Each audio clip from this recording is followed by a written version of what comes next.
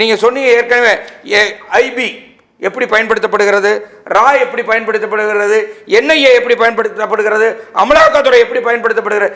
இப்பதான் மகாராஷ்டிரா ஒரு ஆட்சி மாறுச்சுங்க. ஆட்சி மாறணும்னா அங்க ஒருத்தர் அஜித் பவார்னு இருந்தாருங்க. 40,000 கோடி ஊழல் பண்ணாருன்னு சொன்னாங்க. 10,000 கோடிக்கு. ஆனா அவர் ஆட்சியில போய் துணை முதல்வர் ஆன உடனே 1000 கோடி ரூபாய் சொத்துக்களை பிடிச்சு வச்சிருந்த ரிலீஸ் பண்ணிட்டாங்க. இதுதான் பாஜகவுடைய ஊழல் ஒழிக்கும் தன்மை. அப்ப இங்க என்ன ஒரு செய்தினா, தாமஸ் பிராங்கோ பேசும்போது சொன்னார் அல்லவா, எதிர்கட்சிகளை ஒடுக்குவது, கேள்வி கேட்பவனை ஒடுக்குவது. இப்ப நீ ஒரு பத்திரிகையாளராகவோ, நான் ஒரு பத்திரிகையாளரோ, நான் ஒரு எழுத்தாளராக இருந்து கொண்டு இந்த அரசாங்கத்தை கேள்விக்கு உள்ளாக்கினால் நியூஸ் கிளிக் அதான் கஷ்டப்பட்டது. அப்படி பல பத்திரிகைகளை இவர்கள் ஒடுக்கி கொண்டிருக்கிறார்கள், கேள்வி கேட்பவனை அழித்துக் கொண்டிருக்கிறார்கள்.